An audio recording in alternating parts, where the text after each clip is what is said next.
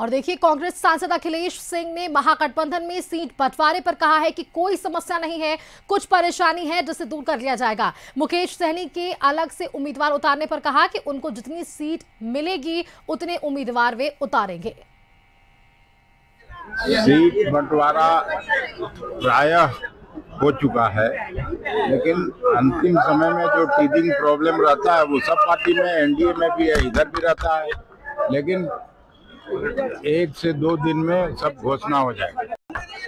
Seat बंटवारा प्रायः हो चुका है, लेकिन और देखिए, इसी खबर पर अधिक जानकारी के साथ दिल्ली से संवाददाता अंकित त्रिवेदी हमारे साथ बने हुए हैं और न्यूज रूम से हमारे साथ विशेष हमारे संवाददाता राजीव मोहन भी जुड़े हुए हैं। मैं पहले एक बार राजीव मोहन का रुख करना चाहूंगी। राजीव, देखिए, सूत्रों के हवाले से ये बड़ी अपडेट सामने आ रही है कि किस तरह से यहाँ पर सीट शेयरिंग का फॉर्मूला जो है वो तैयार किया जा रहा है और अब आरजेडी की तरफ से सीटें 50 से ज्यादा कांग्रेस को नहीं देने की भी बातें कही जा रही है। राजीव रंजन जी देखिए, क्या है कि पिछली बार कांग्रेस को 70 सीटें मिली थी और उनका स्ट्राइक रेट आकर के 19 पे रुका था, यानी कि 19 सीट उन्होंने जीती थी, उनके 19 विधायक बने थे। उस समय ये आरोप लगाया गया कि कहा गया कि इस चीज़ को देखा जाए कि किस तरह से स्ट्राइक रेट इतना कम है तो कैसे इसको ठीक किया जाए। तो कांग्रेस ने कहा कि आपने मुझे 70 में 28 ऐसी सीटें दी थी जहां पे कि कांग्रेस क्या आरजेडी भी आज तक नहीं जीती है और उनका जमानत जब्त होता रहा है, तो उसका कोई मायने नहीं रखता है। इस बार हम लोग कम सीट भी लेंगे तो उसी शर्त पे लेंगे कि हम अब मनोनुकूल सीट ही लेंगे, उससे ऊपर नहीं ले देंगे। हमको ज़्यादा चाहिए नहीं, लेकिन कुछ ऐसी सीटें चाहिए जहां हम जीत सुनिश्चित कर सके। आप उन सीटों को न दें जहां हार सुनिश्चित हो। तो इसको लेकर के ये सारे कवायद हो रहे हैं और आरजेडी के लोग तो कहेंगे ही कि उनको 50 सीट देंगे, उससे ज़्यादा नहीं देंगे। कांग्रेस के लोग कहेंगे ही कि मुझे 70 से ज़्यादा सीट चाहिए।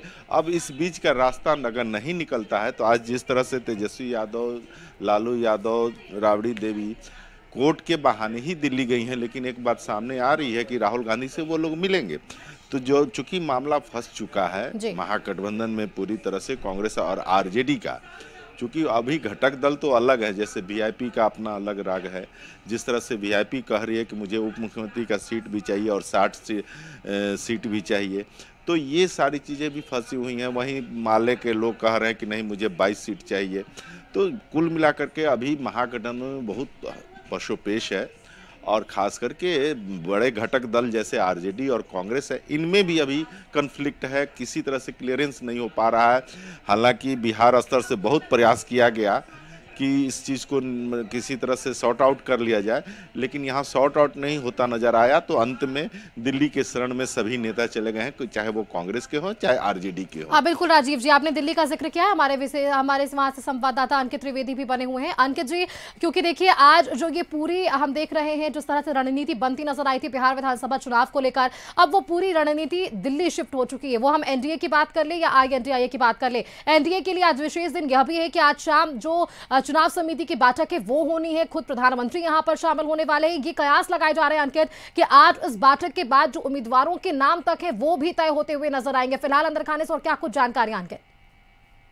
बिल्कुल, निश्चित तौर पर देखिए, जिस तरीके से बिहार में विधानसभा का चुनाव है उसको लेकर देश की राजधानी दिल्ली में सुष्मिता लगातार लंबी मैराथन बैठकें चल रही हैं। आपने देखा होगा कि 2-3 दिन से लगातार चिराग पासवान जिस तरीके से नाराज थे, उनको मनाने के लिए नित्यानंद राय 3 बार उनके आवास पर मुलाकात करने के लिए पहुंचे थे और उस मुलाकात के बाद कहीं ना कहीं जो बातचीत हुई वो सकारात्मक हुई, ऐसा चिराग पासवान की तरफ से कहा गया।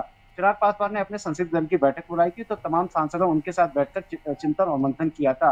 उसके बाद में अगर हम बात करें, भारतीय जनता पार्टी के राष्ट्रीय अध्यक्ष जगत प्रकाश नड्डा के घर पर तकरीबन कल 9 घंटे से अधिक बैठक चली। बैठक सुबह 11 बजे से शुरू हुई थी, रात को 9:30 बजे तक बैठक चली थी। इस बैठक में गृह मंत्री अमित शाह मौजूद थे और बिहार के जो तमाम वरिष्ठ नेता हैं वो इस बैठक में मौजूद थे।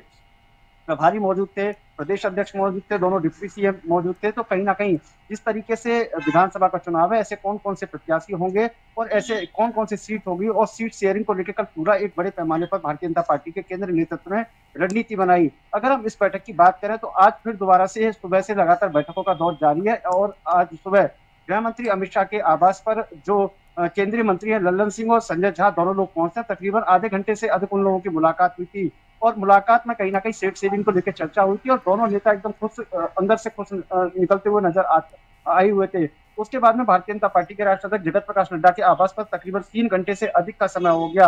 गृह मंत्री अमित शाह और दोनों डिप्टी सीएम सम्राट चौधरी, विजय सिन्हा और नित्यानंद राय और जो बिहार के प्रभारी धर्मेंद्र प्रधान, विनोद तावड़े इस बैठक में मौजूद हैं। लगातार जो अंतिम पड़ाव की बातचीत है वो कहीं ना कहीं इस बैठक में चल रही है। पूरा प्रत्याशियों की जो सूची है वो तैयार कर ली गई है। देर शाम को तकरीबन 6 बजे के करीब भाजपा मुख्यालय में केंद्रीय चुनाव समिति की बैठक का आयोजन किया जाएगा, जिसमें प्रधानमंत्री नरेंद्र मोदी की अध्यक्षता में पूरी रणनीति बनेगी, किस तरीके से भारतीय जनता पार्टी के जो तमाम सहयोगी दल हैं और किस तरीके से आने वाले समय में विधानसभा का चुनाव लड़ेंगे और कौन कौन से प्रत्याशियों को कौन कौन सी विधानसभा सीट पर उतारा जाएगा। लेकिन सबसे बड़ी खबर जो सूत्रों से जानकारी मिल रही है कि बिहार के कमेटी की तरफ से बिहार जो बीजेपी के नेता हैं उन्होंने केंद्रीय नेतृत्व को हर विधानसभा पर 3-3 प्रत्याशियों के नाम की सूची दी है सुष्मिता, और कहीं ना कहीं उनमें से उस सूची में से तय किया गया है कि 3 प्रत्याशियों में से कौन सा ऐसा भारतीय जनता पार्टी या उनके सहयोगी दल का प्रत्याशी होगा जो अपना विधानसभा में परचम लहराकर अपना जो मतदाता उसको लुभाने का काम करेगा। निश्चित तौर पर अभी लगातार बैठक जारी है। बैठक के बाद स्थिति साफ हो जाएगी। केंद्रीय चुनाव समिति की भारतीय जनता पार्टी की आज बैठक के बाद कहीं ना कहीं जो विधानसभा प्रत्याशियों की सूची है, चिराग पासवान की पार्टी को लेकर क्या कुछ अपडेट्स है? क्योंकि जो हलचलें थी, जो बयानबाजियां हो रही थी वो चिराग पासवान को लेकर ही हो रही थी, उनके सीट के मांगों को लेकर ही हो रही थी। क्या इस पर कोई जानकारियां मिल पा रही है इस बैठक के बाद? क्या ये निष्कर्ष निकल पा रहा है कि एलजेपीआर के खाते में कितनी सीटें जाने वाली है? कुछ इस पर जानकारियां अंकित?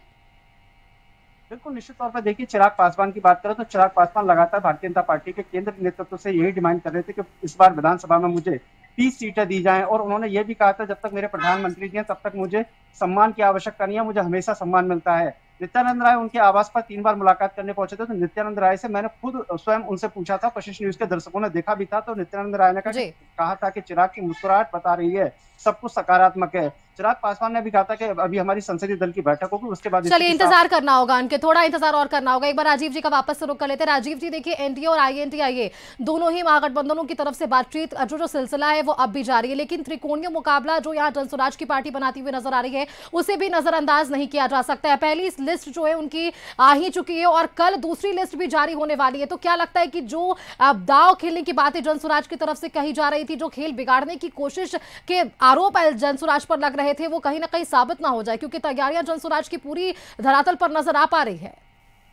जी देखिए, जनसुराज शुरू से ही इस कॉन्सेप्ट से चल रहा था कि हम लोग धीरे धीरे अपने आप को मजबूत करें, जमीनी स्तर पे मजबूत करें और ज़मीन पे पहले हम अपने स्क्रीन कर लें। चूँकि देखिए, प्रशांत किशोर चुनाव के सबसे बड़े योद्धा माने जाते हैं। उनका प्रयोग सारी पार्टियों ने किया हो, चाहे कांग्रेस हो, भाजपा हो, तृणमूल कांग्रेस हो, यहाँ जदयू हो, अखिलेश यादव हो यूपी में, तो इन महाराष्ट्र में जिस तरह से गए वो, तो सभी लोगों ने उनका उपयोग किया और वो सभी लोगों की भाषा जानते हैं और सभी लोगों की तैयारियों को जानते हैं, सारी पार्टियों की तैयारियों को जानते हैं।